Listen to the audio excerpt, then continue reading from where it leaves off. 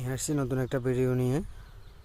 Dear viewers, দেখুন সেই মরিচ আমি দেখিয়েছিলাম প্রথম পর্ব, দ্বিতীয় পর্ব, তৃতীয় পর্ব, যথাক্রমে দেখুন মরিচ পেকে একদম লাল হয়ে গেছে, যেটা এখান থেকে তুলে শুকাইয়ে গুঁড়ো মরিচে রূপান্তরিত করা হয়। একটু মোটা দেখুন, রোদ্রে একদম লাল হয়ে গেছে পেকে। এখানে গাছ থেকে তুলে হয়তো বা গুঁড়োর জন্য প্রসেস করা হবে।